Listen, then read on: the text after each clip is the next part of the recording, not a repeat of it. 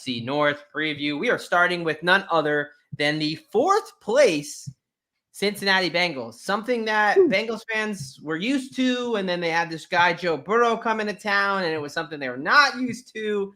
But still, just to show you how good this division is, 4th place with a winning record. You do not see that much at all.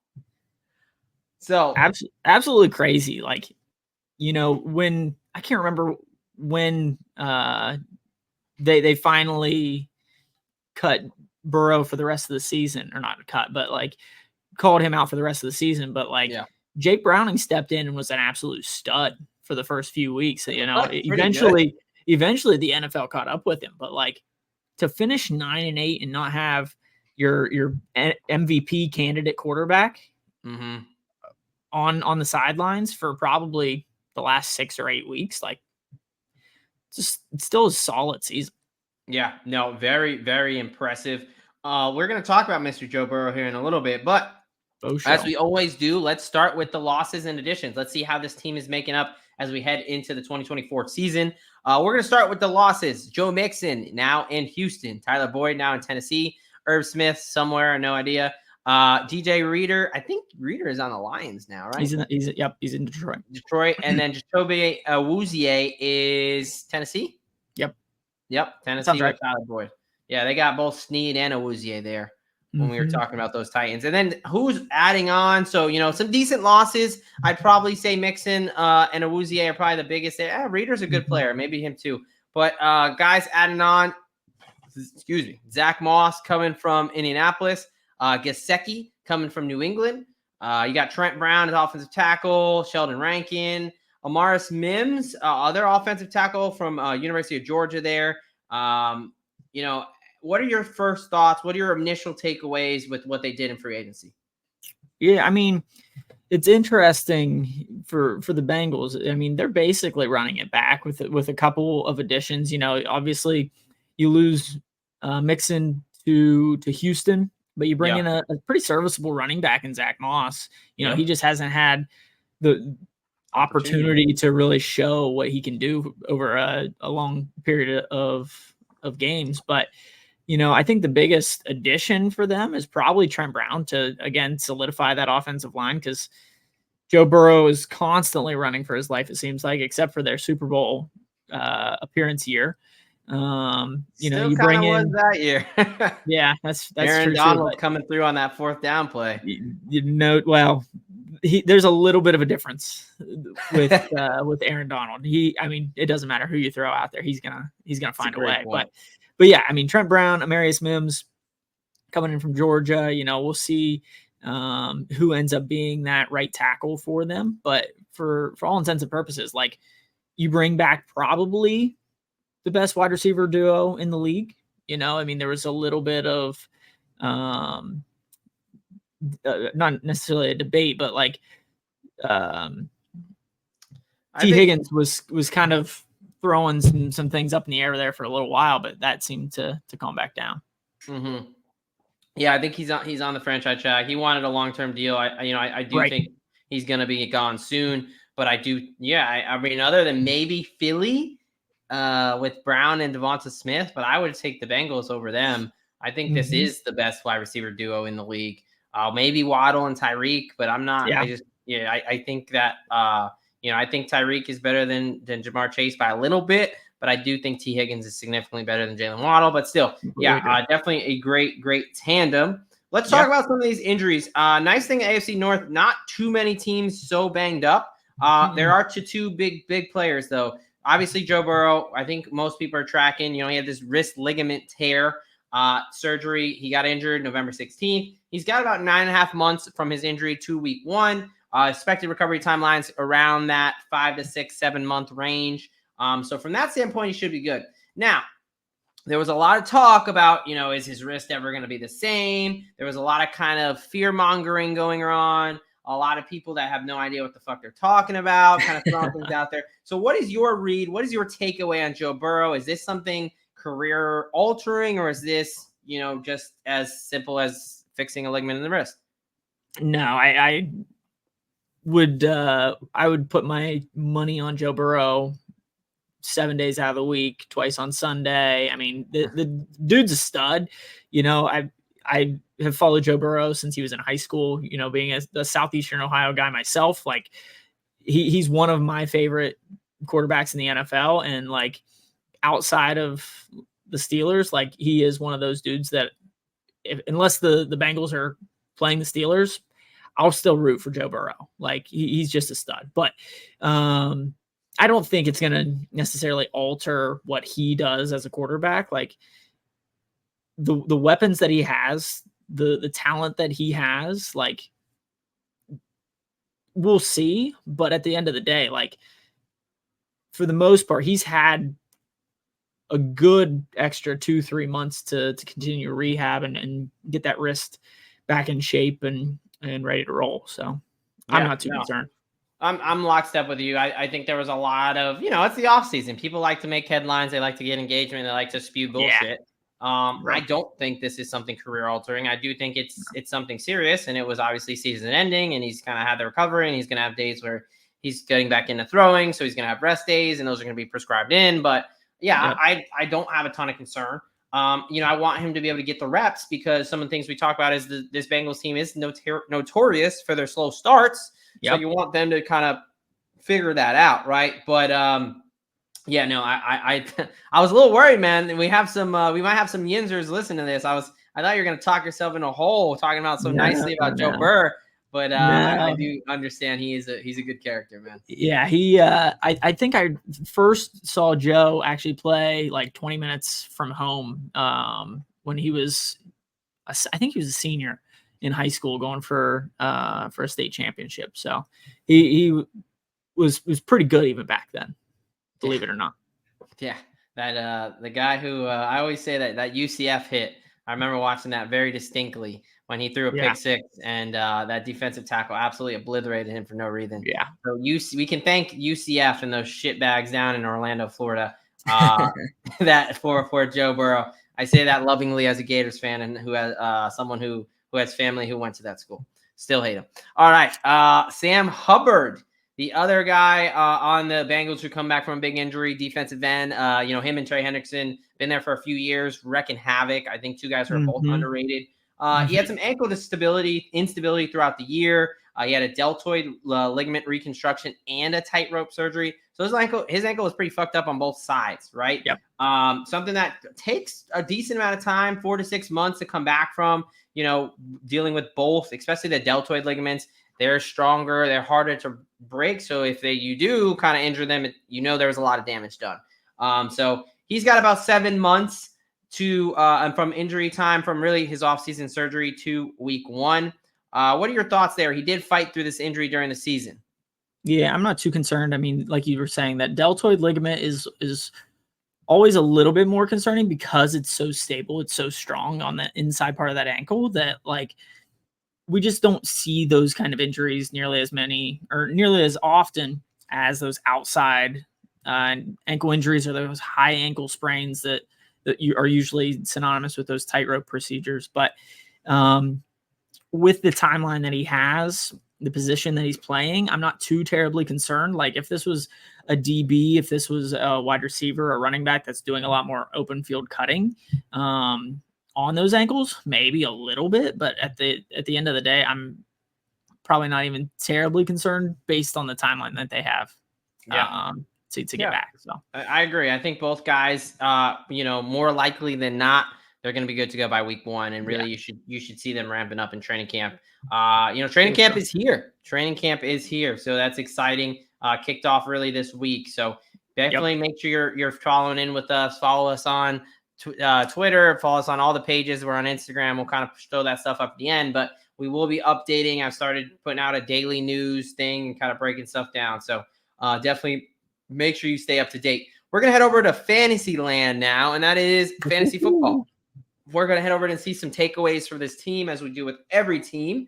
So let's talk about, I want to talk about 3 guys here that, I don't think we need to talk about Jamar Chase, T. Higgins, Joe Burrow. I think we understand they're obviously, you're going to pay a premium for them. I think those guys are all worth their price tag.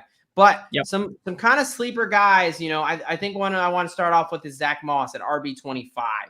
Yeah. I just think he's a guy who has shown with the opportunity, he's produced, right? I think that there's, a lot. You got some people talking about Chase Brown. A lot of people love the rookies and the young guys and the unknowns. They love just thinking like, because I saw what they did in college, I think that, they're really going to be the next guy. They're going to be the next thing. I think Zach Moss, he showed some pretty good, tough determination, both in college and the NFL. He was a stud for the Colts before they got Jonathan Taylor back. I think he's just a guy who, given the opportunity, I'm not really so afraid of Chase Brown. I think Chase Brown is a nice change of pace guy. I think Zach Moss is going to be the every down back for this team. So in that reason, I see him more as an RB, 15. I think he's going way too late. What are your opinions there on Moss? Yeah, I would probably say he's going a little bit lower than what I would expect. Like you said, he is an RB1. He is their dude. I don't expect them. I know the Bengals do really like Chase Brown, but he just didn't show a ton, at least to me, last season.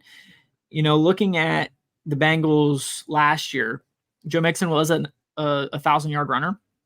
But with that being said, like, after Burrow went out, there seemed to be a slight change back to the running game. Like, Joe Burrow, when he got injured, he had the most attempts per game across the NFL. Like, it was pass happy every single week for the Bengals when Joe Burrow was the starting quarterback. So that's the one concern that I have. That's a good with point. Zach Moss coming in. I think with assuming healthy Joe Burrow, like, are they going to throw it 45, 50 times a game? Like, how much production is Zach Moss just going to have just from a volume standpoint? That's my question. I think he's going to have those opportunities, because I think defenses are going to be, really trying to protect against those stud wide receivers that they have. But at the end of the day, I think it's going to be a volume thing. How much is Zach Taylor going to actually hand the ball off to Zach Moss?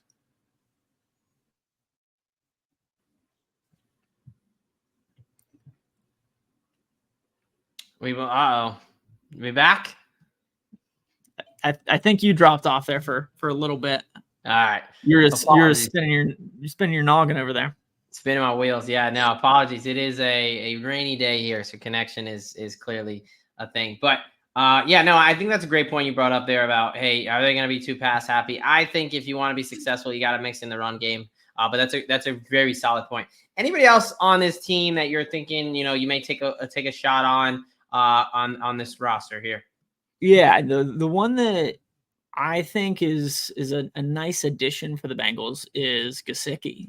Like, obviously, while he was in New England, like, it was kind of wishy-washy production up there. He didn't really stand out while he was in New England, but when he was down in Miami, like, this dude was a stud, right? And I think the transition to Cincinnati with a Joe Burrow, we still don't know what their third option is going to be as far as a receiving threat. Is it going to be Gesicki? Is it going to be Jermaine Burton coming out of Alabama? So it'll be interesting, but I think he could be that dude. I agree with you, right? So Gesicki, tight end 27 right now. Jermaine Burton, wide receiver 76. I think, who is going to be that third receiving option. Gesicki, when he was in Miami, the New England was a hot mess last year, so nobody really looked good with them. But when he was in Miami, he showed he was capable, and they like to use the tight end. Tanner Hudson was serviceable there for them. And Jermaine Burton, taking over for Tyler Boyd. I think both those guys are worth a shot. Really is kind of, you want to figure out which one you think is really going to be that third option, but they're both at a very, very low price right now. All right, let's head over to our best bets to this actionable news. So we're talking about the 9-8 last year Bengals. They head into the season with a 10.5 win total, juice to the over at -140, under at +120. Where are you going? What is your first best bet for this team? Let's see here. So for the Cincinnati Bengals, I really think that they're going to have a really good year. for a variety of different reasons. I think with Joe Burrow, obviously they get an automatic upgrade in the quarterback room. But also there's some wide receiver things going on here. Like it's the last year most likely with T. Higgins. Yep. Chase wants to get paid more than Justin Jefferson, right? Yeah. So all of those dudes are kind of out to prove themselves. They want that bag, if you will. So I really think the Cincinnati Bengals offense is really gonna take a step forward. And so I am first gonna say I like Joe Burrow as the comeback player of the year at plus 300. Is he the favorite? He's not the favorite. He's second to AA Rod. Oh, Rodgers. Okay. So I think Joe Burrow is just going to put up a shit ton of numbers, to be honest with you, with the two wide receivers, with Burton, with Gesicki. They, like I was saying earlier, are kind of a pass happy offense when he's there. So I could see him putting up a shit ton of numbers. And that leads me into my second bet. And I think he's going to have more than 30 passing touchdowns. And that was listed at plus 125.